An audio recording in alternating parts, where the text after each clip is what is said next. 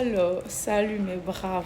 Aujourd'hui, je suis encore avec une jeune étudiante qui se nomme Malaika, qui va nous présenter son projet et nous expliquer comment elle a débuté son projet et dans quelle intention elle a eu l'idée de faire ce projet ensemble. Suivant. Bonjour à tous, je m'appelle Frékadia Malaika et je suis étudiante en spécialité Python. Alors qu'est-ce que Python? Python, c'est un langage de programmation qui a été inventé en 1989 par le développeur néerlandais Guido van Rossum.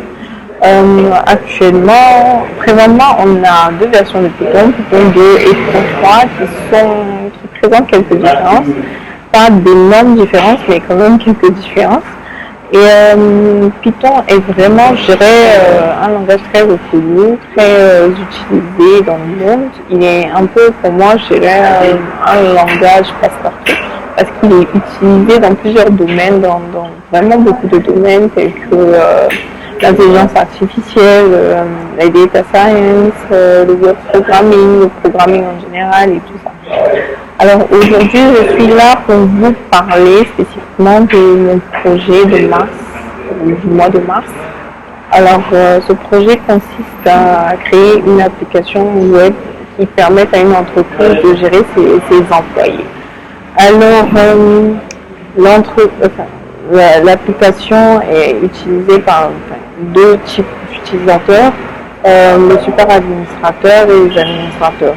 Le super administrateur est en quelque sorte le CEO ou le directeur en fait de l'application. C'est un compte qui est par défaut, c'est-à-dire qui est automatiquement créé, c'est-à-dire qui est déjà dans les bases de données, mais qui peut être modifié. Il peut être modifié mais pas supprimé. Donc on a forcément ce compte-là existe toujours, peu importe les péripéties. Le compte du super administrateur est aussi unique, donc il n'y a qu'un seul super administrateur, il n'y a pas possibilité d'en avoir 10 ou 2 ou n'importe quel nombre, il n'y en a qu'un. On ne peut pas créer de super administrateur. Le super administrateur, il a accès à toute la plateforme, il peut tout voir en fait, c'est un peu comme la caméra de la maison, il peut tout voir et aussi il a aussi la possibilité de créer, modifier ou de supprimer un profil administrateur.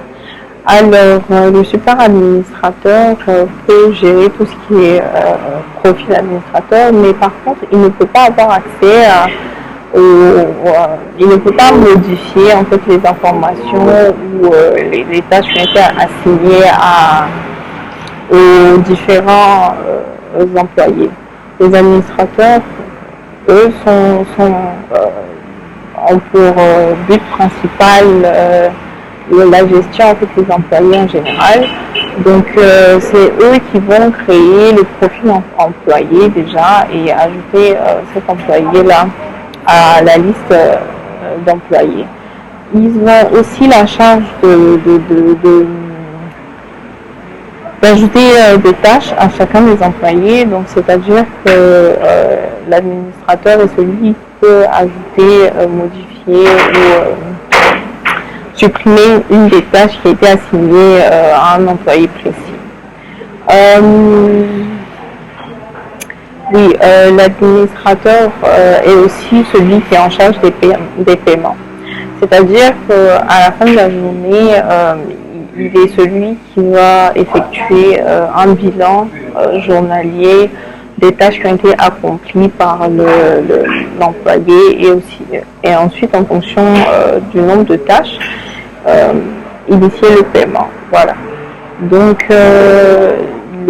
l'administrateur ne peut pas changer le prix qui a été fixé pour les paiements. Ce prix-là ne peut être changé par le super administrateur. Donc c'est lui qui a la main sur le prix de chaque tâche.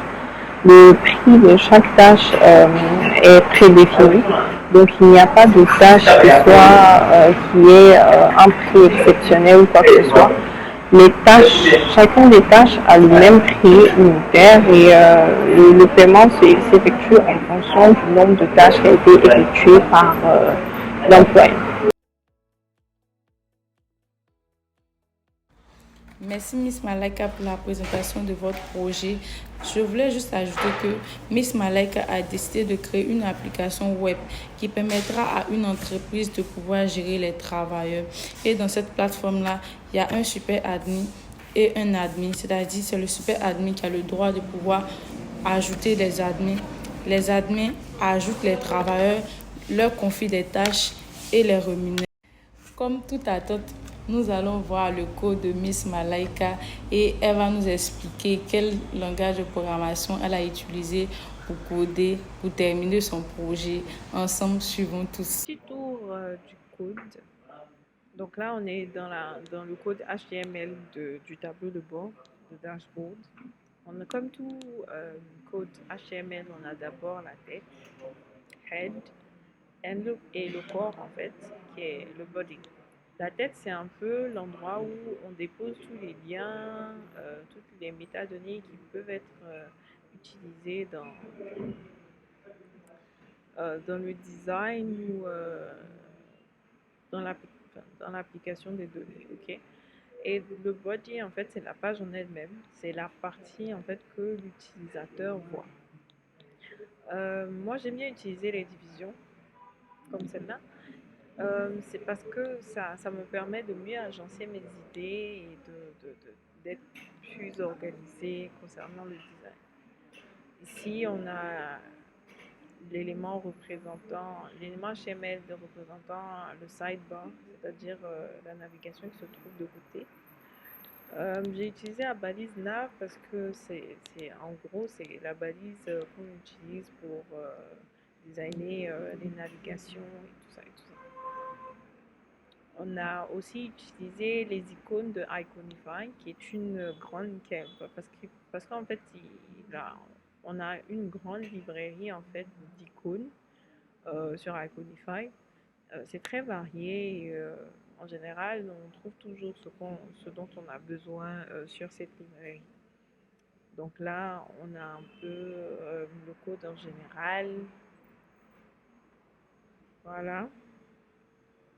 Et là, dans la partie script, on a le script JavaScript, voilà,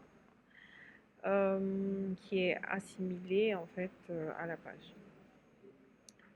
De ce côté-là, on est à la partie CSS, qui est Cascading Style Sheet. En fait, le CSS, c'est le code qui permet en fait de designer, de rendre joli en fait le HTML, parce que le HTML est un langage qui est un peu brut. Donc, si vous déposez, tout va apparaître de manière très désorganisée ou très vilaine. Le CSS va venir ramener en fait de la beauté, ajouter de la beauté au code. Donc là, j'ai mis le premier élément que j'ai écrit, l'étoile, elle permet d'assigner en fait le code que je vais mettre entre curly braces, d'assigner en fait ce code là à toute la page. Donc ça sera valable pour toute la page. Donc si on a un lien par exemple, chacun des liens que je vais créer n'auront pas de décoration, c'est-à-dire qu'ils ne seront pas soulignés comme il aurait été si je n'avais pas mis cette expression. Donc on a un peu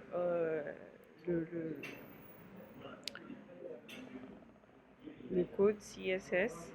Voilà, on va faire un peu de tout. Comme je disais, j'utilise beaucoup Iconify et là j'ai utilisé aussi Ion Icon parce qu'il y a de très jolies icônes là-bas et j'aime tout ce qui est joli, donc j'ai tendance à aussi aller vers Ion Icon pour prendre les icônes. Tout au début, j'avais oublié que j'ai fait un import de Google Fonts, qui est une librairie de police gratuite et très variée. Donc, j'ai importé certaines familles de police comme Montserrat, qui est Voilà, mon favori, j'utilise pratiquement tout le temps.